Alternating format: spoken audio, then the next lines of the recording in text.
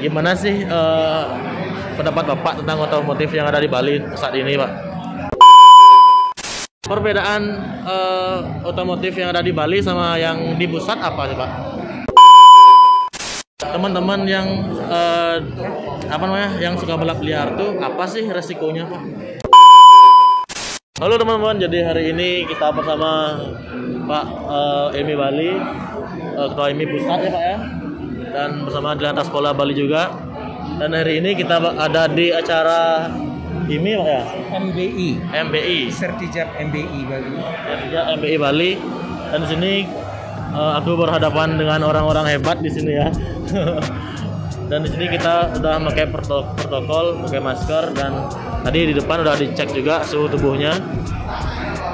Dan kali ini kita bakal ngobrol santai bareng bapak-bapak yang ada samping kita, karena minta solusi gimana untuk pembalap-pembalap di Bali yang ada di Bali, dan apa sih solusinya. Kita mau tanya nih sama bapak ya, Pak, gimana sih pendapat bapak tentang otomotif yang ada di Bali saat ini, Pak?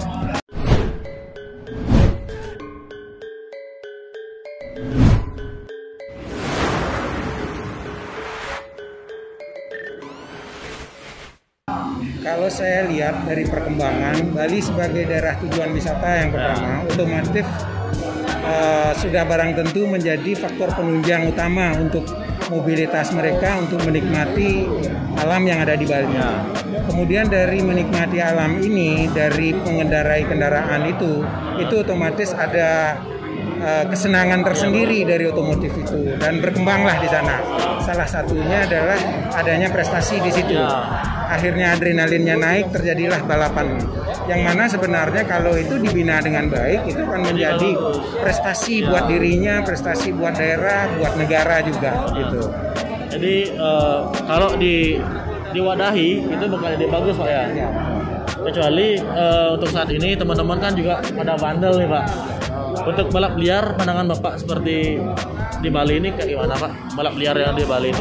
Ya, kita berharap mereka itu bisa bergabung dalam komunitas Ikatan Motor Indonesia. Ya. Jadi mereka gabungkan diri masuk di komunitas ini, sehingga secara skill, kemudian secara organisasi mereka bisa belajar dari sana. Paling tidak untuk menahan emosi yang tadinya tidak terkendali, akhirnya bisa dikendalikan dengan baik. Jadi bisa masuk prosedur sama IMI juga ya Pak ya. Ini sekarang kita nanya sama Pak Ketua Umum. Pak mau nanya nih, perbedaan otomotif yang ada di Bali sama yang di pusat apa sih Pak? Nggak ada perbedaan, sama aja. Sama aja. Sama aja. Jadi banyak penggemar otomotif di setiap wilayah ya sama. Ada yang di motor juga ada banyak jenisnya. Ada motor besar, motor kecil. Dan mobil juga banyak. Ada mobil sport, mobil standar, mobil sport. Kemudian ada mobil antik, klasik. Ada mobil-mobil off-road. Di sini tentu ada Land Cruiser, Landy ya. Ada apa lagi? Mitsubishi Pajero, ada Fortuner, macam-macam lah. Ratusan klub-klub yang bertebaran di Indonesia. Jadi di pusat itu juga sama ya Pak ya? Sama kayak di Bali juga Pak ya? Sama. Kalau di pusat masih ada balap liar nggak Pak? Sama aja, setiap wilayah pasti ada. Justru tugas kita adalah mengarahkan mereka untuk balap di tempatnya, yaitu di sirkuit. Nah, Bali lagi kita pikirin bagaimana Bali bisa ada nanti sirkuit. Saya sini lagi merintis ada beberapa tempat, ada yang kita lagi usahakan di Bali Pecatu. Nah itu ada underbone nanti balap bebek ada.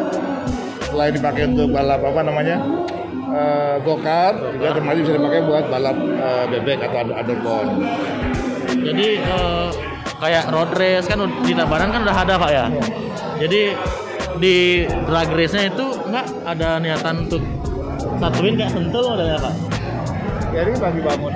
Ya, disitulah tantangannya, karena memang kita di Bali secara formal belum ada tempat khusus, tetapi melalui Pak Ketum PPIMI sekarang, beliau menembus itu semua. Jadi sumbatan-sumbatan melalui link yang dimiliki oleh Pak Ketum sekarang mudah-mudahan ini bisa cair gitu, jadi tidak ada sumbatan gitu, sehingga masing-masing daerah mungkin nanti ini bisa mewujudkan sirkuit-sirkuit kecil, sehingga teman-teman yang suka balap ini bisa melakukan race. Jadi setiap minggu bisa pindah-pindah. Nah, pembinaan dari polisi juga dari Dirlantas itu kan akan lebih bagus. Itu. Tapi jadi udah ada niatan ya Pak ya untuk buat sirkuit itu Pak ya? Sudah dari dulu ya. Karena kalau kita lihat dari Undang-Undang Nomor 3 Tahun 2005, jadi fasilitas umum yang mewadahi hobi masyarakat itu kan memang negara pemerintah itu yang wajib memfasilitasi. Nah itu, jadi sumbatan itulah sekarang menjadi tugas besarnya Pak Ketum, terutama saya juga perlu bimbingan beliau. Saya harus jalan kemana ya melalui beliaunya ini gitu. Dan sekarang aku bakal lanjut ke sana Pak ya. Iya silakan. Selamat siang Pak. Jadi Pak kan polisi lah dibilang Pak ya. Nah, teman-teman di lantas. Nah, teman-teman yang yang suka balap liar tuh apa sih resikonya Pak? Untuk balap liar itu ya sekarang ini memang dari dulu memang dilarang ya karena bahayanya besar. Bahaya buat yang ikut balap liar juga membahayakan bagi masyarakat luas dan itu mengganggu karena kami dari kepolisian sering mendapat laporan dari masyarakat karena mereka terganggu dengan aktivitas balap liar, maka memang itu dilarang ya, namanya dah liar kan nggak terkoordinir. Maka ini kami berharap ya jangan ada lagi balap liar, makanya bentuklah suatu organisasi yang resmi ya, koordinasi dengan pemerintah daerah, koordinasi dengan induk-induk yang ada, induk organisasi yang ada, bagaimana bisa memfasilitasi ya adik-adik kita ini yang hobinya memang di situ, karena memang ada organisasi yang bisa mengorganisir mereka, mewadahi mereka gitu loh. Ya, agar organisasi ini dimanfaatkan gitu, sehingga tidak terkesan liar, sehingga kalau memang ingin berprestasi di situ, ya manfaatkan wadah yang ada gitu, sehingga betul-betul tersalur hobinya. Jadi hobinya bukan liar gitu loh. Jadi bisa berprestasi, ya bisa mengangkat nama baik pribadinya, bisa mengangkat nama keluarganya, bisa mengangkat daerah gitu loh. Kalau begini kan ya merugikan buat dia juga buat, karena kalau lihat dampaknya di antara mereka itu ada melakukan minum-minuman keras dan sebelumnya itu gitu kan suatu hal yang menyimpang gitu loh. Ya tentu ini akan kita tertibkan ya, ya kalau ya manfaatkan wadah-wadah yang ada ini. Ya, IMI modalnya Pak ya? Ya kayak IMI, pada wadah yang ada dimanfaatkan untuk kalau memang mereka hobi di situ dan ingin berprestasi, ya manfaatkan wadah yang ada ini, jangan lagi liar gitu loh. Karena liar ini akan membahayakan karena sudah banyak korban. Benar. Ya, banyak korban sudah. Korban buat mereka sendiri juga orang lain. Dan tentunya masyarakat terganggu karena dia mengganggu di tempat umum soalnya kan. Nah, kita di Kepolisian juga mendorong pemerintah daerah dan organisasi IMI untuk membentuk suatu tempat lokasi yang bisa dimanfaatkan untuk itu gitu. Dan kita akan mensupport itu. Ya karena kita akan melakukan safety driving kepada adik-adik atau teman-teman yang memang ingin menyalurkan hobi di sini gitu. Berarti dari Bapak sendiri udah ada izin nih nggak Pak untuk sirkuit nih? Ya itu dia. Udah ada agenda nih. Ya makanya kalau ada agenda ini tentunya bagus ya, kita sambut baik itu. Kita akan support, kita akan dukung. Karena memang kita sekarang sedang menggalakkan safety driving. Karena kenapa? Ya karena ya kita masih lihat masih banyak kecelakaan, masih banyak korban-korban jatuh di jalan. Ya karena memang mereka tidak mematuhi peraturan dan tidak mengerti bagaimana cara berkendara yang aman dan nyaman di jalan. Ini yang harus kita perhatikan dan kita support ini untuk depannya. Biar teman-teman di rumah pada tahu nih Pak. Kalau jadi pembalap atau jadi pembalap liar apa sih pasalnya Pak? Iya, mengganggu ketertiban umum. Enggak, maksudnya pasal berapa sih katanya? Banyak, tergantung pelanggarannya nanti. Apakah nanti dia bagaimana kelengkapan kendaraannya ada enggak gitu kan? Iya, kelengkapan pribadinya, kelengkapan kendaraannya itu bisa kita kenakan mereka gitu. Karena setiap kendaraan yang jalan di jalan ya harus memenuhi ketentuan-ketentuan yang ada. STNK. Iya, STNK-nya ada enggak?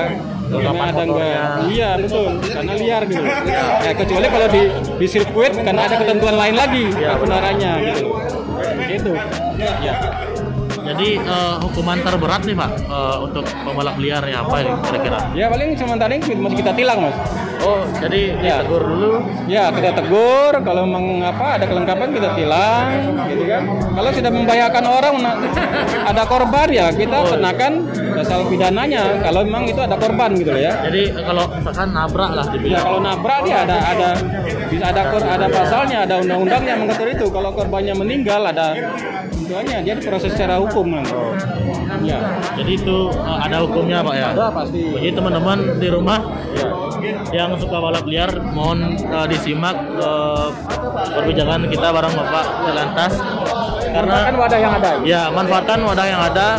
Jika kalian di rumah tuh punya lahan kosong mungkin masih sebelum ada sirkuit, manfaatkan itulah dulu Pak ya. Jangan di jalan raya lah intinya. Jangan di tempat umum lah. Ya jalan raya tempat umum tuh janganlah. Oke saya lanjut ke terima kasih Pak ya. Makasih Pak. Ya. Nah, sekarang saya nanya ke Bapak nih. Untuk Bapak sendiri, di mana sih udah ada agenda untuk sirkuit itu Pak? Kalau Lokasinya? ya kita kembali lagi serahkan kepada pemerintah karena pemerintah itu kan asetnya di mana. Misalnya pemerintah Provinsi Bali, jadi aset-asetnya di mana, kemudian aset kabupaten juga di mana. Nah itulah yang kita harapkan untuk bisa diberikan fasilitas kepada kita sebagai penghobi otomotif, sehingga akhirnya kita penghobi otomotif ini bisa memberikan hasil karya terkait dengan kemajuan daerah, prestasi daerah terhadap atletnya, juga penambahan sebagai ujung tombak untuk penambahan ekonomi. Gitu juga Ya. biar negara juga ada pemasukan Pak ya. Ya. Jadi nggak untung ke kita aja. Jadi negara itu juga ada feedbacknya lah dibilang Pak ya. Betul. Jadi sirkuit itu udah ada diagendakan sama Pak IMI Bali, Ya. IMI Pusat dan Bapak Dirlantas Polda Bali udah ada izin katanya Pak ya. Ya. Dan lahan untuk di Bali itu udah diagendakan Pak ya. Ya, jadi kita berharap memang pemerintah bisa menghibahkan lahannya untuk digunakan oleh penghobi otomotif sehingga penghobi otomotif ini bisa berkarya di situ. Nah, jadi teman-teman di sini juga udah gimana ya? Udah ada kelonggaran ya dibilang Pak ya dari IMI. Jadi untuk teman-teman yang suka balap liar mending masuk ke IMI atau gimana Pak? Ya, yang pasti teman-teman yang suka otomotif, balap, silahkan bergabung dulu ke IMI sehingga nanti di IMI ini kita bisa arahkan melalui teknis. Kemudian mereka juga akan menjadi klub yang legal, bukan sebagai bukan sebagai geng motor, sehingga tidak kejar-kejaran dengan petugas. Kalau mereka sudah masuk ber-KTA, klubnya terdaftar, itu akan lebih terarah. Jadi kalau udah masuk IMI itu dapat apa aja Pak? Jadi apa sih fasilitas dari IMI? Yang pasti secara teknis dan nanti bisa berdiskusi lebih lanjut secara legal ya. Jadi kayak KTA itu dapat Pak ya? KTA dan klubnya juga terdaftar dengan resmi. Ya. Jadi klub terdaftar, kemudian komunitasnya akan jadi lebih besar. Ya. Jadi komunitas kalian tuh bisa lebih berkembang jadinya Pak ya. Oke teman-teman, jadi cukup singkat ya Pak ya. Singkat aja percakapan kita bareng Pak IMI Bali, MPI Bali, PP IMI dan Dirlantas Polda Bali. Jadi cukup segitu aja. Nanti kalau kalian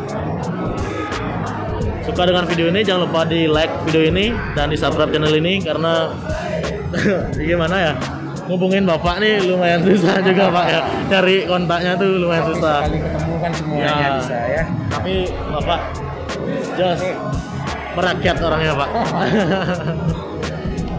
Oke teman-teman, mungkin segitu aja video kali ini. Jangan lupa di like, comment, subscribe. Saya Bagus Angga dan